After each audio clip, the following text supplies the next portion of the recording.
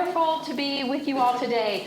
I want to echo Chairman Plybon's appreciation for you all attending today. If the board members would stand up, I know we've got George Baker, Tripp Penn, who serves as vice chair, Heather Graham, Sandy Simmons, Coleman Foss, Lorianne Buchanan, who serves as our secretary, and Jake Jones. All thank you for your stewardship of this institution.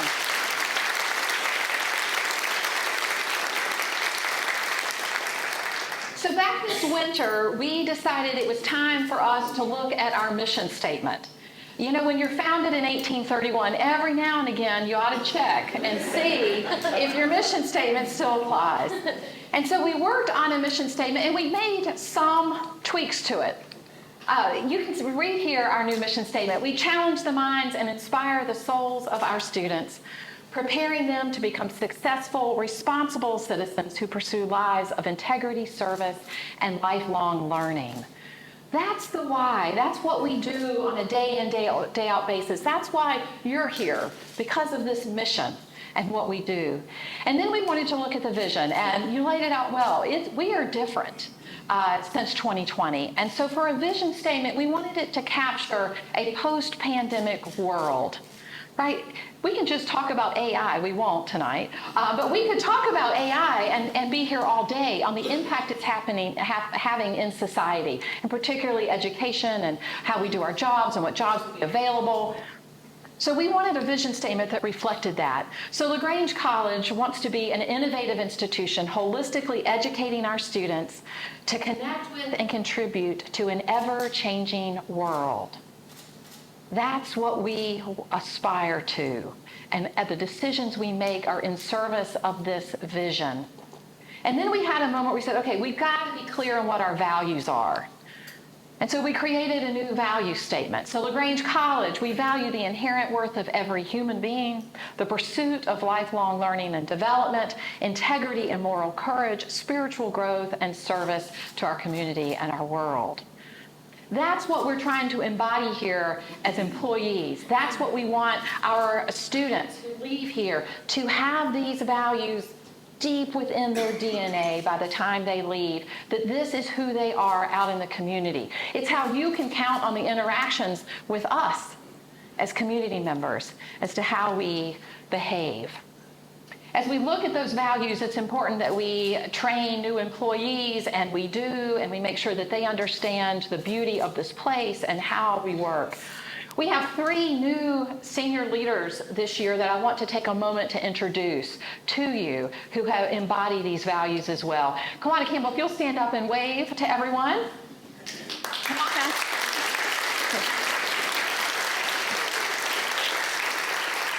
Brings the humor to the 3rd floor, and we are grateful for that. A CFO and humor don't always go together, and so she can say no, and so we appreciate that. But Kawana is no stranger to LaGrange. You all know her, born and raised here, and just is a wonderful addition to our team. If you were at the United Way function yesterday, she might have served you your collards, or cabbage. It was cabbage and beans. She is the treasurer of United Way, so she's ingrained here in the community. It's wonderful to have her here. Matt Hayes, if you'll stand up. Thank you. Matt Hayes is our new VP for athletics. He comes most recently from Limestone University in South Carolina. We are excited about the energy and know-how that he brings to continue to grow and further our athletic department. So thank you, Matt. And then Scott Ravinius is here. This is not a picture from Scott moving to LaGrange. He was actually helping students move in. He closes on a house tomorrow here in LaGrange, so we are excited that he is here. Scott, you come most recently from Broward Community College down in Florida. But before that, he had 2 long stints at small faith-based colleges, one of which was United Methodist related. So he understands the DNA of a liberal arts and the DNA of a faith-based college. So we couldn't be more happy that you're here. Thank you. Now, you weren't the only one. You and Matt were the only ones moving in. So this summer, boy, moving, it was a hot day. And I'm always amazed at how much families believe can be moved into a residence hall that you share with another person. I'm telling you, 3 and 4 cars worth of stuff. If you're moving and you need like a come to Jesus moment with your child, call me, and I will talk you through it as to what you don't want to bring. I'm really good at this now. My son's going to be just super prepared as we move in. Nope, that won't go. Nope, you won't use that. Right? I love the cleaning supplies. It's always so aspirational. It gives me joy. But in addition to moving in, we had Welcome Week, and a number of you out in the community, you helped with that. You came to Fair on the Hill. You touted the church, right, that the students could come to. You talked about the nonprofits where our students could be and serve. You talked about jobs that were available with your employer. Thank you for welcoming our students. And then we had our downtown scavenger hunt, and Bill Honeycutt, I told him his ears were going to be burning this morning. He is not in this room on campus, but he is on campus guest lecturing in our business school this morning. But Bill Honeycutt and his team have just done a tremendous job to make that connection to downtown. You all saw the sign that welcomed our students, right? That was Bill and his team. And then this wonderful scavenger hunt where students learn it's not a long walk to downtown. And then they descend on all the stores, and they learn that they can buy dresses and jewelry and vintage stuff and ice cream and candy and wings and pizza. They can do all of that downtown. And it's just a wonderful day. Now let's talk about how many people we did move in to this campus. Our undergraduate or freshmen, 238, so on par with last year. Our undergraduate total enrollment, we went above 700 for the first time in too long, and we had a growth of over 11%. We are thrilled with that growth as an institution. Graduate enrollment went up over 12%, so that makes our total enrollment, drum roll please, to 900.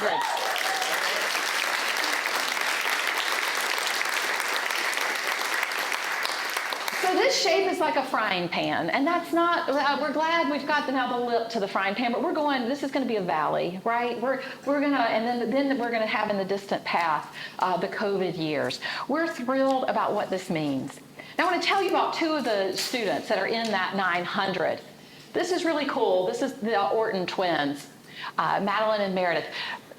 This picture on the left, that's their first day of their freshman year, and this is the first day of their senior year. And I said, wow, like you can't hardly tell a difference that you aged, or what happened? They said, oh, we may look the same, but we're not. And they began to tell the story of what had happened here. So they both play on the volleyball team. Their first year here, only one of them did, and they, by their own admission, say, we struggled that first year. We couldn't figure out what we were supposed to do necessarily. Like we just couldn't figure out, we couldn't find our people. And sometime between the second semester of their freshman year and their sophomore year, they came to the realization that college was what they made of it.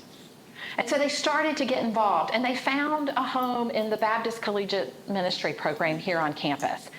And they're now leading that group, and it's grown, and they were so happy to tell me how many students, how large it is, and what they're doing, and all that they're involved in. They decided to start attending the church in the community, so they went to Rosemont, and they have found a beautiful church home there. They got involved in, one of them, Madeline, is an accounting major, and she got involved in the voluntary tax assistance program that the college is helping to do out in the community. She said, I'm doing tax returns for people. This is great. They also got involved in internship experiences. And this summer, Madeline was at Mohawk Industries in Calhoun in the accounting office. And then Meredith was in a prestigious program, research program at Emory University. She's a math major, incredibly smart, and is headed to graduate school. And this program was all about math research. And I said, more power to you, my friend. I'm glad that's your passion, not mine. But they are so excited. And as they were talking about the LaGrange College experience, they said, you know what? The LaGrange has allowed us to have our hands in everything. We've been so involved. We want more students like the Ortons, and in fact we have them, and I could stay all day and tell you story after story, as could the people who work here. We are honored to be with this group of students. But one of the things we do and wanted to do this past year was to talk about what makes us different or unique as an institution. So we hired a company to help us do some market research. And I want to say a special thanks to you all in the room who completed the surveys. We interviewed alumni and board members, and we talked with current students, and we talked with business leaders and church leaders.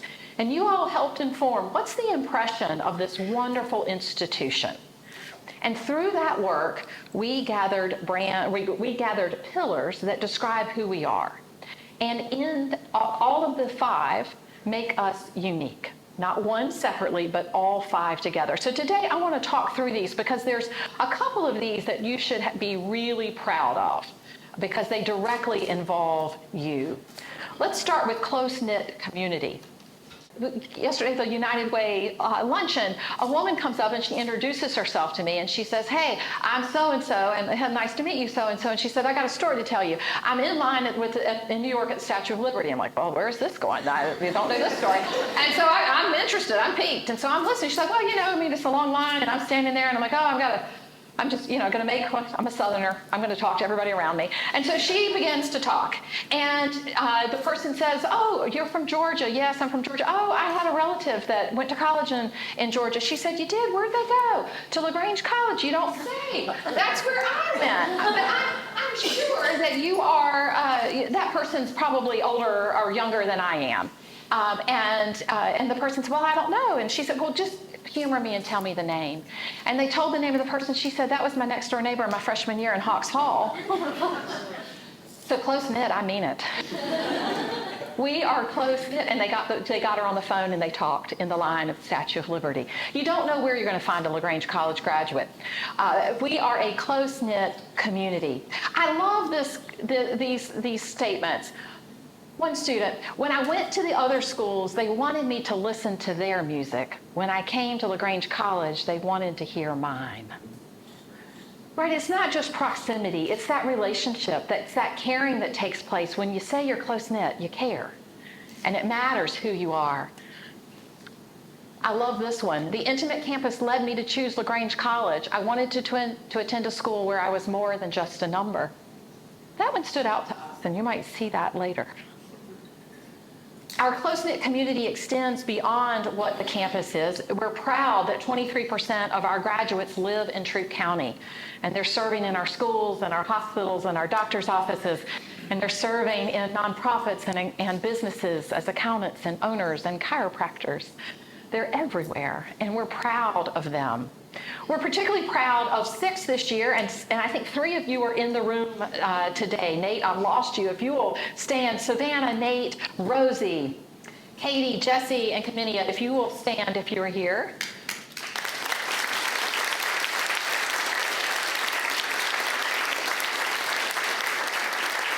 You all were selected for 20 under 40, so 1, we're envious, and 2, we are really proud of you. You are a great representation of what it means to be a LaGrange College alum. You're serving your community in a way that's remarkable and that's valued and treasured and in different ways, and we couldn't be more proud of what you've done here in the area. We're also proud of the connection we've got, and I've mentioned several of our board members, but you've got Tripp is coming back on the board, Kathy McCullum, Spencer King, Manura, you're on the board in your capacity as leadership chair, and then Aria Mabry, our SGA president, is now on the board. We're excited for this close-knit connection, and I think, Aria, you see it doesn't end with graduation because we've been struggling. We're in denial that graduation's coming, but it's coming, and we're going to be prepared for it. So that's close-knit community. And then there's guided growth. Now, guided growth, you think about that in terms of a classroom, right? You've got the faculty member imparting information, guiding that student along. You've got advising. But it is so much more than that. Guided growth takes place in the cafeteria when you're talking with your friends and other people, right? Presidents and others that come by at your table to talk to you and encourage you. One student recently told me he wasn't going to take that class because it was too hard. I said, "You're a baseball student. You think Kelton's going to let you get by with that?" No, you're going to take the hard class because you can do it. That's the guided growth that this college is about. I love this. LC is a place where it allows you to grow more confident into your person. I've had the opportunity to step into leadership positions that I might not have had at a larger school. I've grown as a person, as a leader, and as a man. This is the bumper sticker that I want, but it's not quite sized for a bumper sticker. LC, the warm hug and kick in the rear for being a successful, loving human. I don't know who that was, but I want to hug their neck. I love that because that's what we do here. That's a part of the guided growth story. And guided growth takes place not just on campus. Let me tell you about Katie Gonzalez. Katie is a senior political science major. She has been involved in internships, I want to say, every summer of her career here. Last summer, she was in Senator Warnock's office at the state level, learning how does a state constituent office run? What do you do? What types of things? This summer, she was working with a nonprofit that was working on voting through a grant with Clayton State University. And she got to see kind of grass level roots organization work. And she says of her experience, I can't thank LaGrange College enough for helping me prepare to be my best self in the job market. There's plenty of stories I could tell. And again, to the spaces, we've been working, as Chairman Plybon mentioned, we've been working on improving some of those spaces because what we know is guided growth takes place in all settings on campus.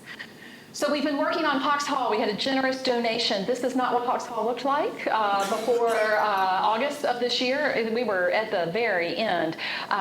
It got pretty humid, and it's hard to dry hardwood floors when you're refinishing them. So we had to wait patiently. Walls, floors, and then beautiful foyer space. The students picked it out. They wanted a chic, I don't know how they described it, coffee house chic vibe thing going on, and so we tried to accomplish that. I'm proud to say for the music people, they wanted the piano to stay, and so it is there.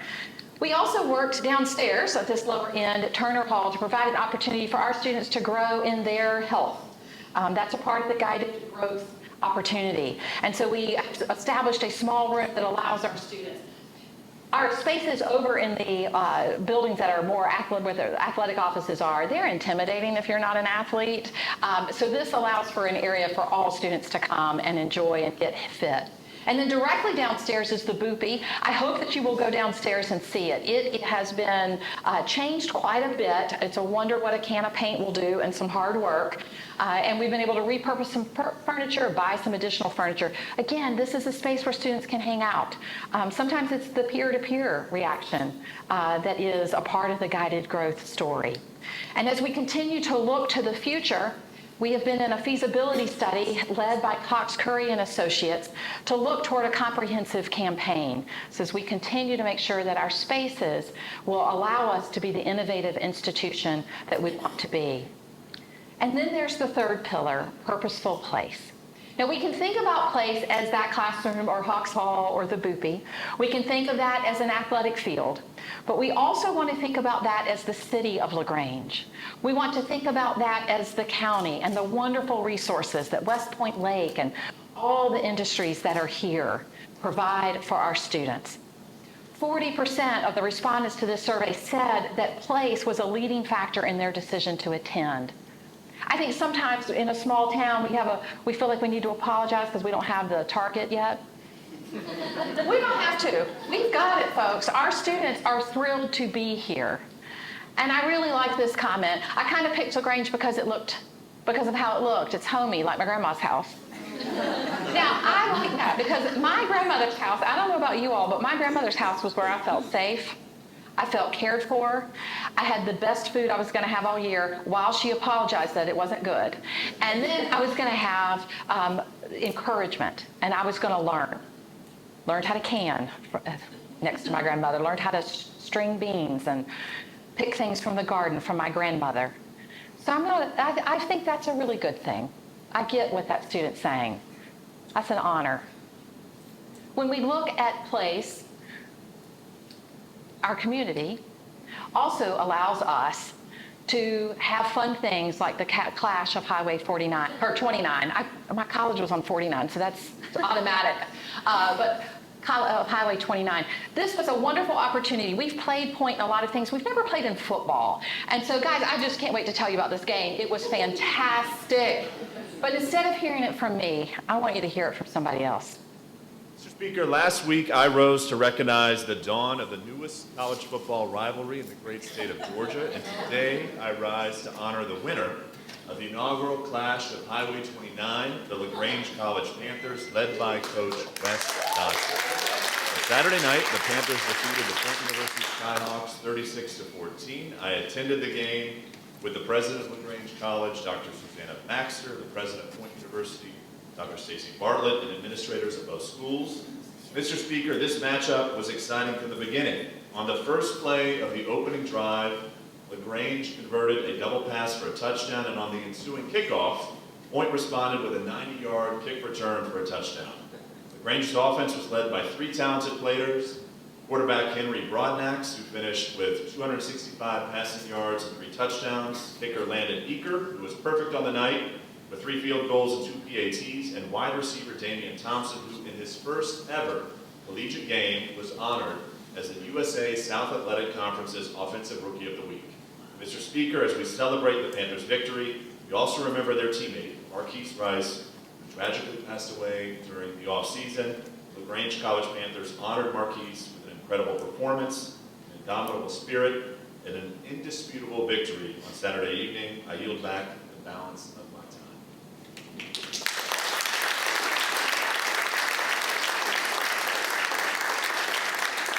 He stayed the whole game.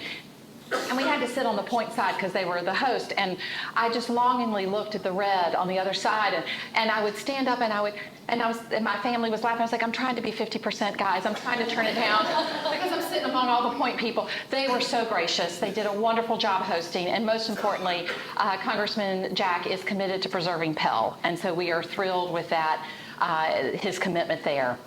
And he stayed the entire game. He took notes. The only time he was on his phone was to look up the players so he could tell what high schools they came from.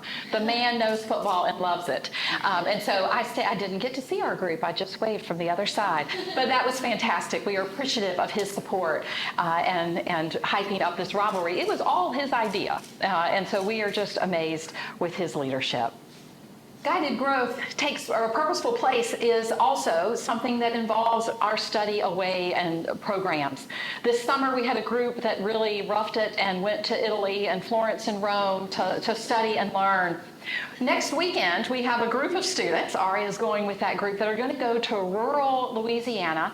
They're going to experience the culture there, eat the food there, and get to go to the birthplace of the playwright who wrote a wonderful play that became a blockbuster movie, Steel Magnolias. And they're going to get to experience that. And if you come back at homecoming, you will get to see Aria and the rest of the cast perform Steel Magnolias. We want our students to have that experiential education. So we're thrilled that they're able to go. Next summer, we have a group that's going to go to Yellowstone and the Grand Tetons, and then another group going to Costa Rica. So we're excited about that. But our abroad opportunities don't stop there. We also do stuff with adults, and a number of you have gone on 3D Journeys trip.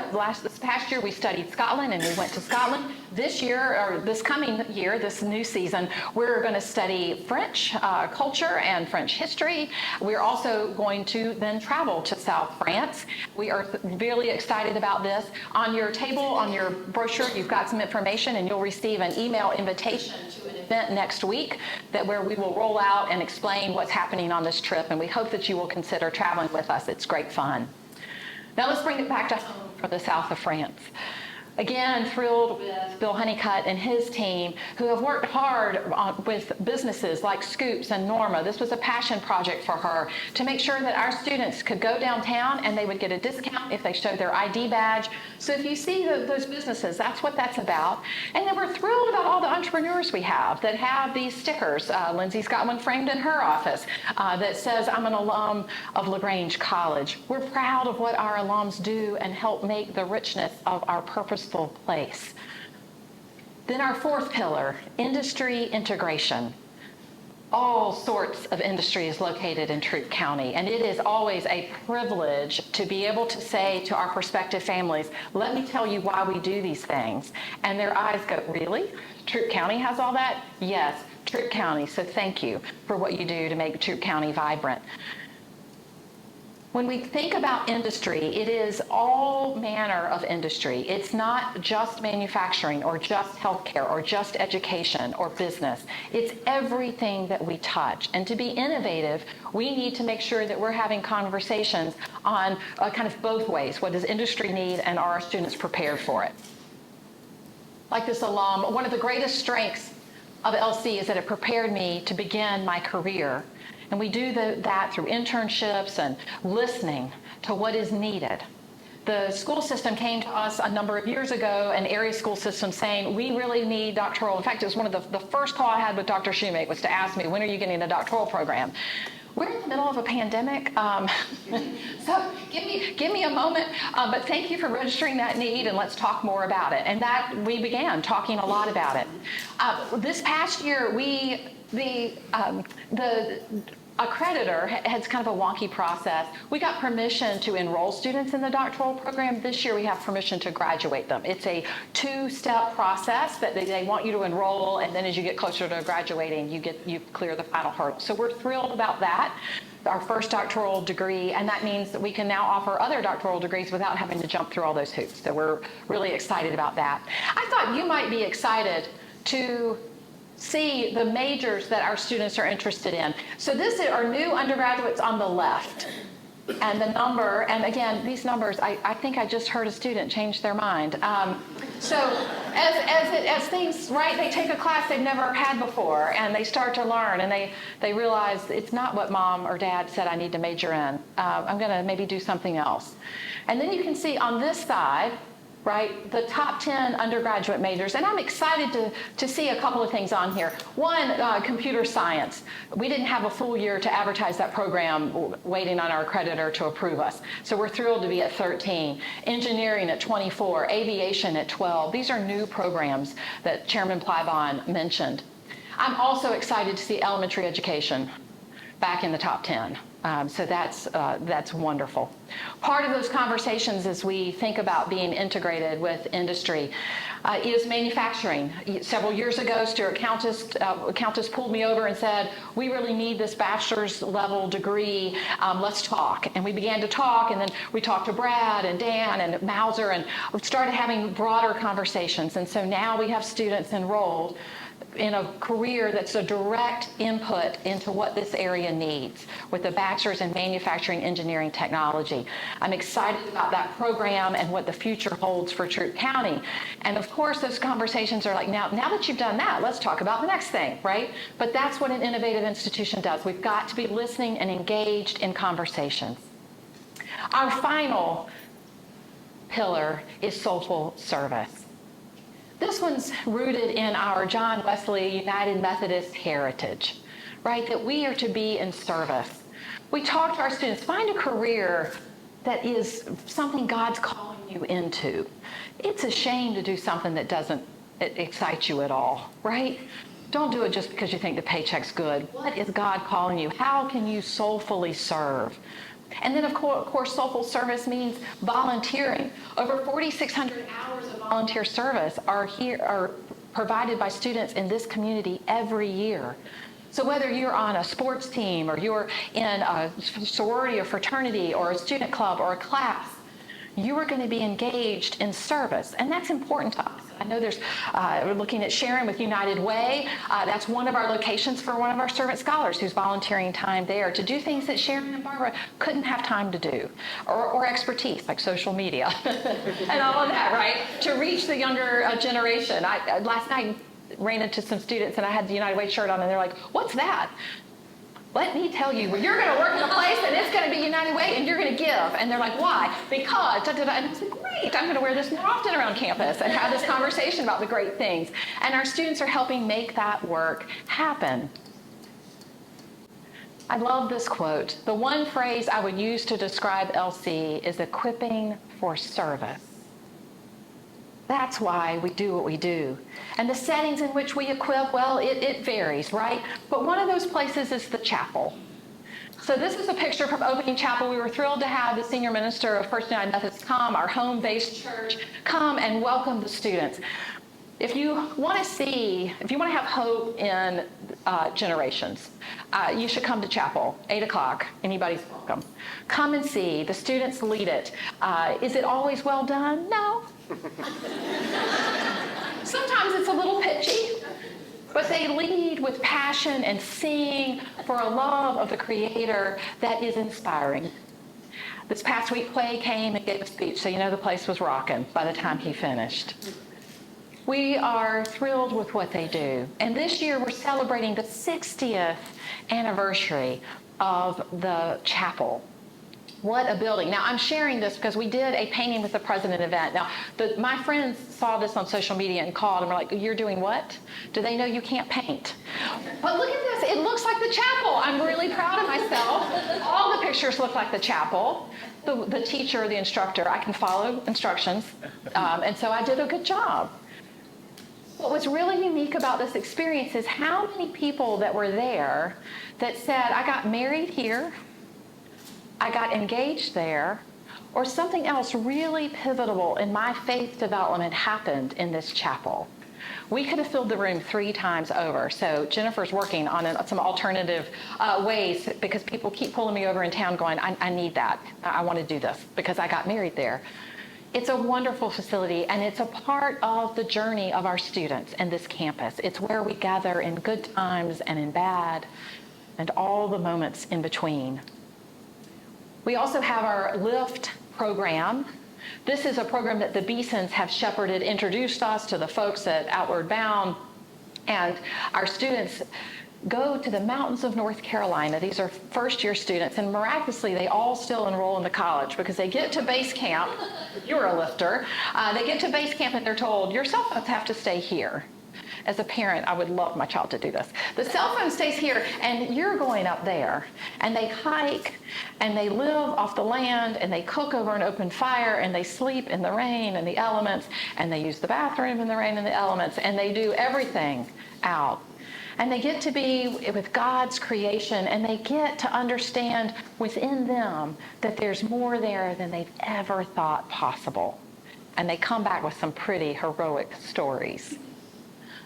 We also have another soulful leader on campus, and that's Wes Dotson. He won Coach of the Year last year for turning a program that had, well, not since Stewart was here, had a winning season, and he turned it around. What is impressive about Coach Dodson and how he does his work is that when he's talking with prospective families, he and his coaching team, they're not talking about football. They don't talk about X's and O's, and they don't talk about winning. They talk about creating good men. I don't know how many beds through Sleep in Heavenly Peace this group has built. They've built a lot. It's a passion project now for them to think that children don't have beds, and what can they do to help that? He is an embodiment of a soulful service leader. And the congressman mentioned our dear Marquise. Marquise, a member of the football team, he, like the Ortons, had his hands in everything on campus. He tragically drowned this summer at West Point Lake. He was phenomenal. If he had been in the room this morning, you would know he's here because he would have smiled and you would have smiled back. He was that kind of individual. So we gathered on August 28th as a campus. His number was 28, and we all gathered. And it was interesting to see football players, international students, fraternity, friends, all of these disparate groups on campus come together, tell stories, and light that candle as a signal that his light is never going to be extinguished, that we can live by his example. Marquise, you see, taught us about soulful service. It's not just a president, it's not a faculty member. We can do it, their students do it themselves as they lead on campus. And when I think about my own leadership, I do it for these folks. It has been a glorious year. I'm so glad that this is the only picture of me in a mask, because I was like, wow, that was some tough times. Right, everybody, I only knew this way. We've had in many ways, a good 5 years, and I never want to repeat it again. We've done a lot here on campus to grow and to get our house in order and to be fiscally sound.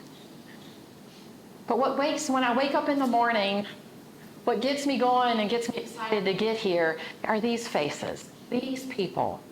To be a part of their journey in some small way is fantastic.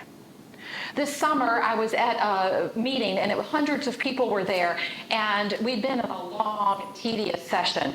And so they said, we're going to take a break, and I'm thinking, great. And I stand up, and before I can leave my row, a person walks over, and she says, hey, I'm so-and-so. I went to LaGrange College, and I want to tell you about what it meant to me. And she begins to tell me, and I hear blah, blah, blah, blah, blah, because my brain's going, where's the bathroom?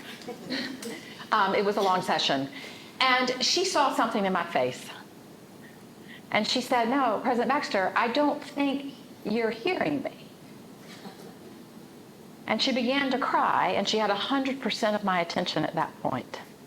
And she began to tell me about what this place meant. She said, I just stood up on the floor of this huge meeting with hundreds of people, and I never would have done that if it hadn't been LaGrange College. That gave me the confidence that I could speak. I never would have become a local pastor and followed my calling had it not been for LaGrange College and what the staff and the spiritual life group did and what all these other groups did. You just don't understand how profoundly this place changed me.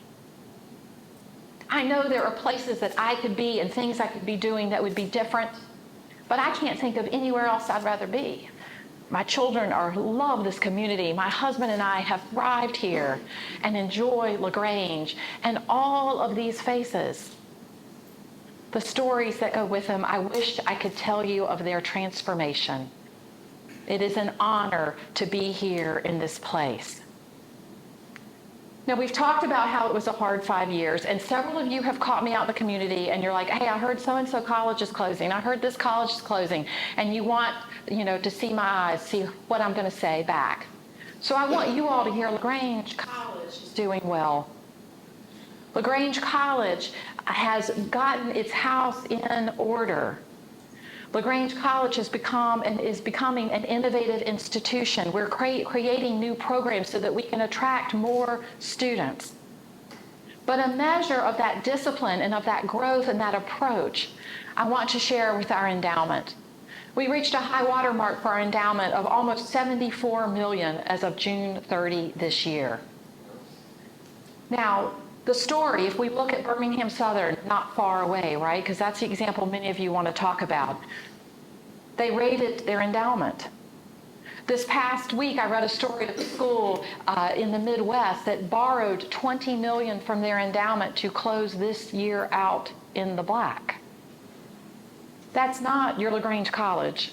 Our board is disciplined.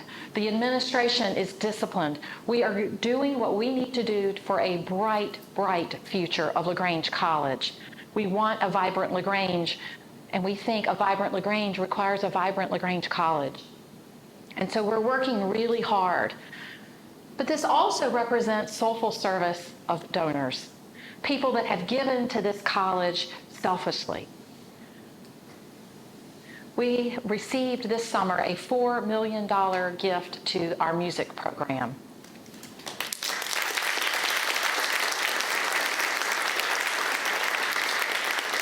Gift came from a man whose mother was a graduate of LaGrange College. His mother's life was transformed here, and she told her son the stories of this place. They were living in New York.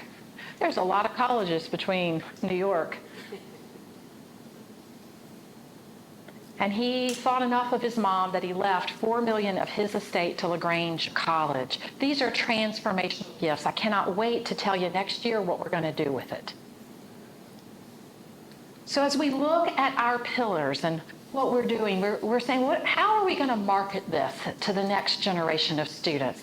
And I hope you hear, as our board heard and said when they looked at these pillars, hey, it sounds like the same place. I graduated 50 years ago, but you've captured a lot. Now, maybe industry integration, because it's changed a lot in Troup County, would be a little different. But it still sounds like us. It is still us. So how are we going to talk about it? Well, you are more. So we're going to talk in these terms to our students. You are more than your worst failure. You are more than that failed test. You are more than a student athlete. You are more than what you came here and thought you could do. You are more than a donor to a scholarship fund. You are a hero to a student who couldn't come here otherwise. You are more. I particularly like this one. This was the header for our financial aid section. You are more. Your tuition doesn't have to be. And when we put all of this together, and you've got something, there's a die cut on your table so you can see some of how we're talking about ourselves these days. And you all play an important role in that. Because I want you out in the community and I want you saying the state of LaGrange College is strong. You hear they're innovating? Look at what they're doing, how responsive they are. And when you have an idea, I want you to come talk to me. I want to know what your idea is. It may be harebrained and I might laugh, but it might be the next fantastic idea. And I promise I will laugh with you. When we put all of this together in a video form, it's a pretty powerful message. So I want to share it with you. Where will your future take you? Will you step into the lab or the triage room? Take your place on the stage or the team? Create in this studio or this studio? Or soar to the skies? At LaGrange College, our doors are open to your dreams. Because we know that you are more, and we're ready to support you with all we have to offer. Small town charm and big city connections. Interactive learning and career readiness. Close-knit community and industry innovation. Mentorship that guides your growth, and relationships that last a lifetime. At LaGrange, you'll always be more than a name or a number. Here, you're a student, a scientist, an actor, an artist, a pilot, a practitioner, and a Panther. You're a whole story, and we're here to help you write the next chapter. So, where will your future take you? LaGrange College. Learn, live, and lead like you are more.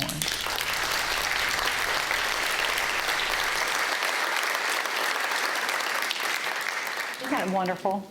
So if you have a place of employment or somewhere where you can look that, we'll get you that video. We would love to have that playing around town in different locations so that people know when they come and visit the gym they have here.